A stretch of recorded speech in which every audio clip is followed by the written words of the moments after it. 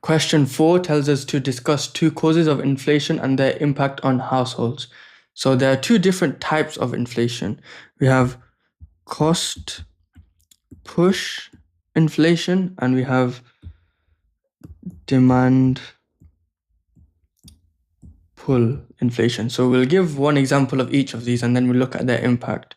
So for cost push, this could be anything that disrupts the supply chain. So say, for example, there's a war going on in a country that supplies oil to the UK, and for that reason, it's harder to get that oil here or they're not supplying as much.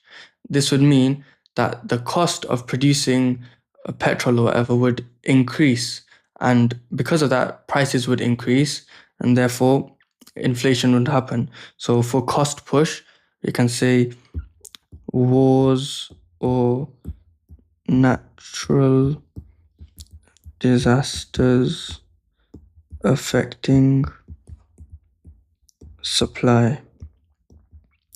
And for demand pull, well, we can look at the aggregate demand of an economy, and the formula for that is AD is equal to C plus I plus G plus X minus M.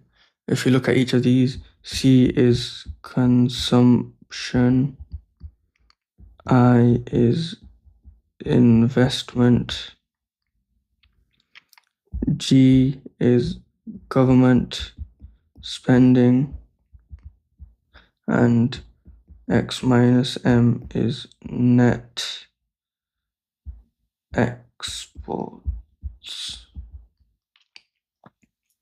So we could look at any of these really as an example or something that causes inflation for demand pull. Let's just go with government spending. So we could say that government spending leads to higher aggregate demand, and a higher aggregate demand leads to demand pull inflation.